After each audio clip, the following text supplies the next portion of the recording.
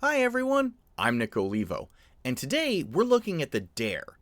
This is a Call of Cthulhu scenario that is not natively available on Roll20. So in this video, I'll walk you through how I set it up. I'll show you where I got maps, how you can handle tokens and handouts, and some suggestions for music and sound effects, as well as a few other things along the way.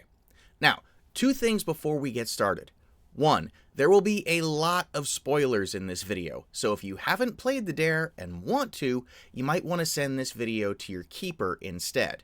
And two, some of the tricks I show will use mods and thus will require a pro account, and I'll mention where those spots are as we go through the video. Before we dive in, I'd just like to thank Roll20 for sponsoring this video. Now, some background on this scenario, just so you have some context for what's going on.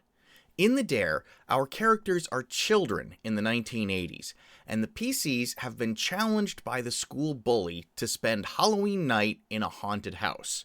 And, this being a Cthulhu scenario, the house is actually haunted by an immortal witch who eats children. As they explore the house, they'll learn about its owner's history and ultimately have a climactic battle against her.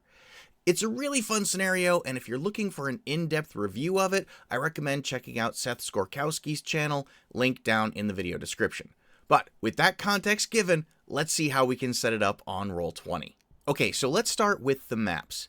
The maps that are included in the module are this floor plan style, which is great for when you're playing in person and using a dry erase mat or graph paper, but it's rather underwhelming when it's on a VTT. So there are two places where you can go to find maps, that I found anyway. If you know of more, please leave them in the video description. The first is out here on Sanity Free. Adam has built out a whole bunch of maps for each floor, and these are actually the maps that I used. You can download a zip file that contains all of them, and then just load them into your game. If these aren't your speed, the folks over at Prospero House Publishing also did a set of maps for the Dare. They're also really nice. You can't go wrong with either of these, just pick whichever one you happen to like better. Once you've downloaded all your maps, you can just pull them into Roll20, and a couple of other things I'll recommend regarding the maps. Go onto the GM layer and label all of the rooms and areas, just so that you have that easy for reference. Two, if you have access to the dynamic lighting capabilities, so if you have a Plus or Pro account, I'm using JumpGate here, go into your dynamic lighting settings, turn on daylight mode, and then set the daylight mode dimness to 20%. That's going to make the map itself dim. But once you've done that, go onto your dynamic lighting layer and put a bunch of torches around the exterior of the house. What that's going to do is give outside the house more of a moonlight effect, which will shine in through the windows and doors when they're open, and then just give a better sense of ambiance because it's brighter outside and then dimmer for the player characters as they go in. The other thing I'll mention as far as lighting goes is in the module it says that the school bully has planted magical candles throughout the house, which are being used by the witch to eavesdrop on all the player characters' conversations. So what works really nicely for that is to actually get an image of a candle and put that around the house like I've done here, and set that candle to emit a small amount of light. And that just makes it a little more obvious to the players that this candle actually does something, and it might entice them to pick it up and carry around, and then the witch can just eavesdrop on every single thing that they say. So now let's talk about tokens. The module includes 2 pages of tokens that you can use for the player characters. The thing is, these are all inside of the PDF, and while you could screenshot individual frames here, that's going to be very inefficient and time consuming. So what I recommend is going out to this website, ilovepdf.com, again linked down in the description, and what you want to do is come down here to PDF to JPEG. And what this allows you to do is browse out to the PDF of the module on your file system here. So right here, select that, and then extract all the images from the PDF into individual JPEGs. So we'll just say convert to JPEG. This may take a moment, and you can see right here, that gave me the downloaded zip file. You don't need to actually click this download JPEG images, just wait for a second, and this will show up in your downloads. You can then unzip the file, open it up, and you're going to have access to every image from the PDF now. So I'm going to switch this to view extra large icons, and now we can see all of the images from the PDF in their own individual files.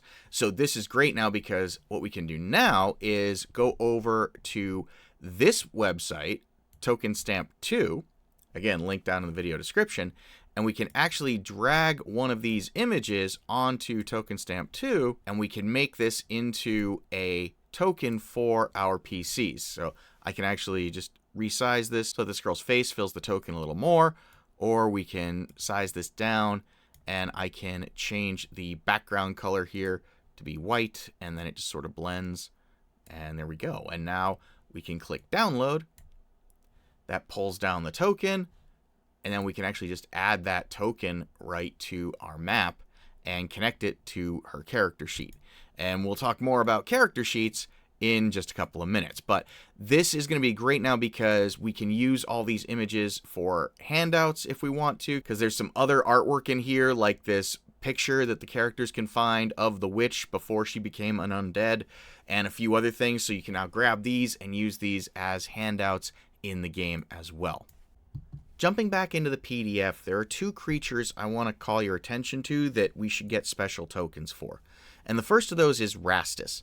Rastus is the witch's familiar. He's an evil cat with magical powers and looks absolutely awful. But this image doesn't convey the sense of fear and terror that I want the cat to have.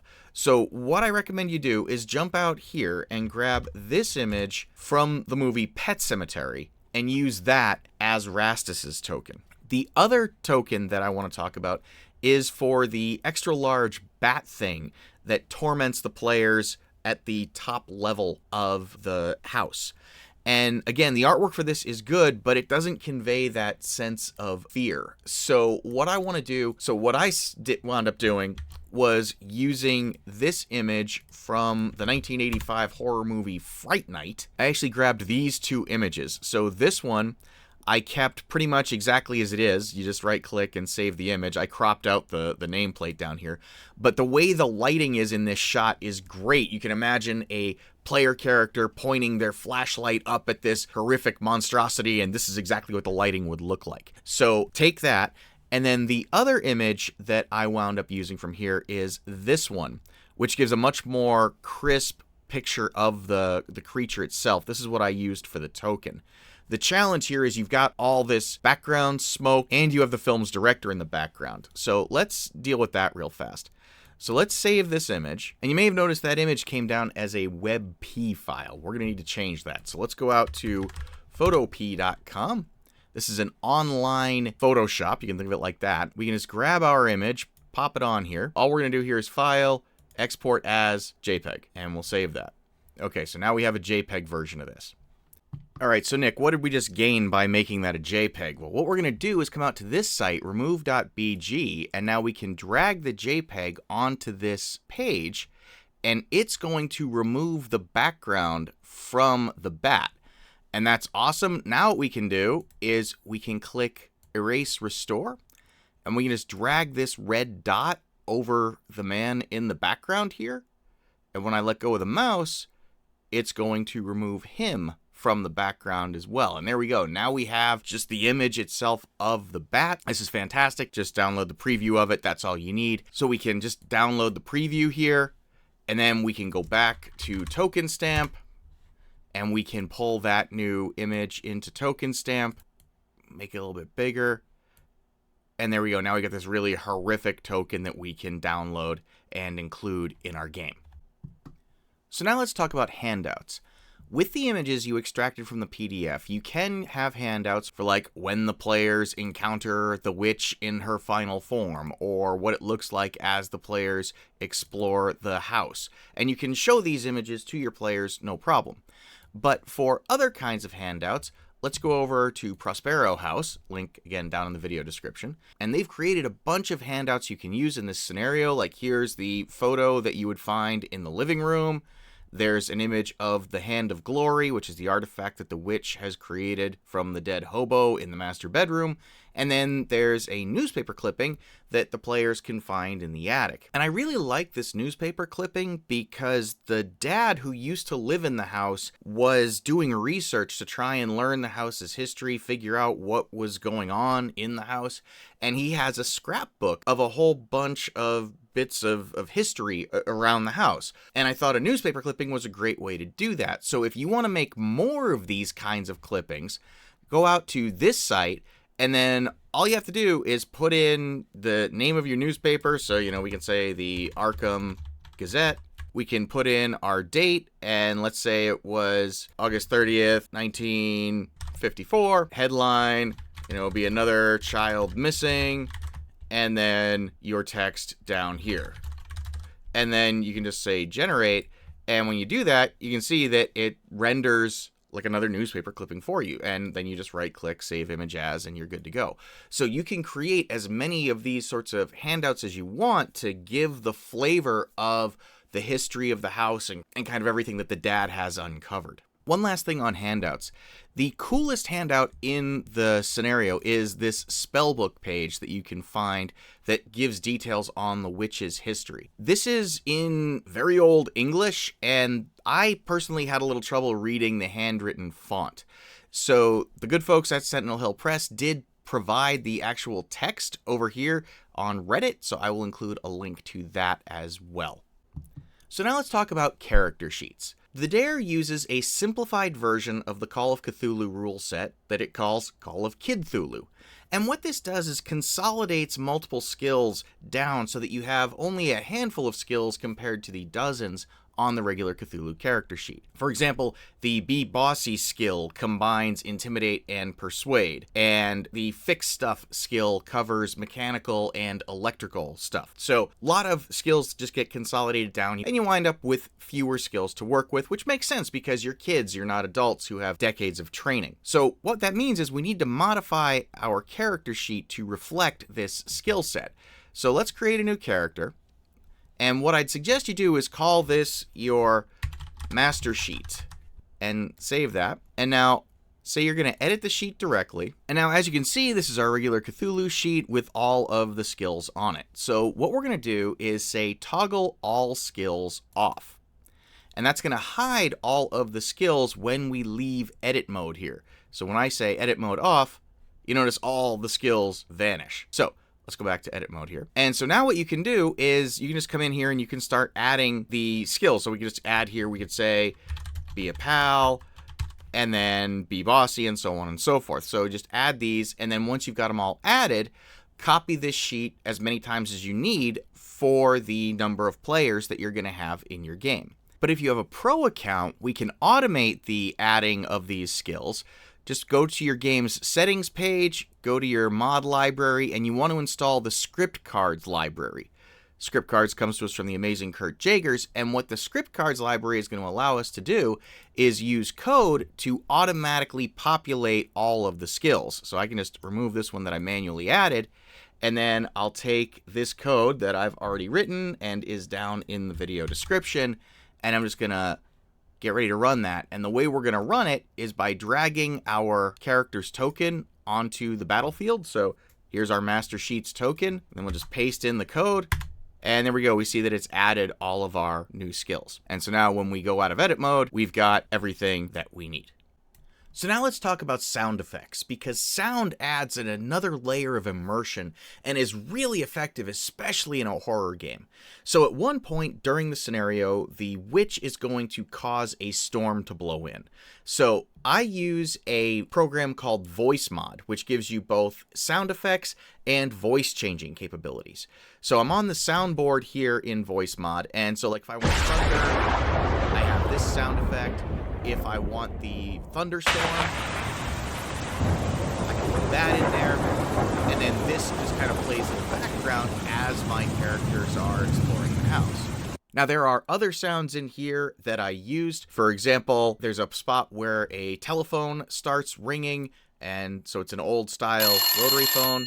So this works pretty good for that. And then once the character picks up the telephone, we want it to sound like who's ever speaking to them on the other side of that phone is on the phone. And so for that, we can go to the voice box, and if we search for the telephone voice changer, here it is. And so what I'll do now is flip this on. You can hear what I sound like. So this is what it sounds like when I'm using the telephone. The other voice changer that I used was called Lethal Monster.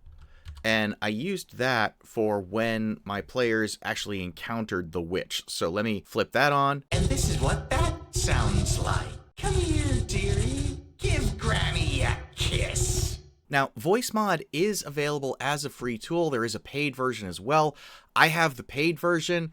I'm just going to bring in this page here that talks about what's different between the free and the pro version. It's been so long since I've used the free version that I honestly don't remember what's in it. So I had to look it up. And it looks like you only get 5 random voices every day. So I don't know if the ones that I shared in this video would always be there for a free user.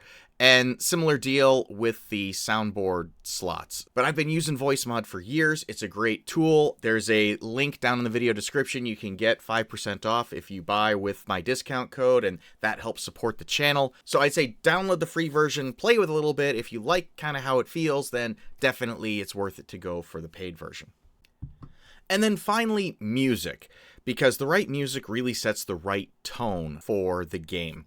And so I used the soundtrack from the 1976 film The Omen.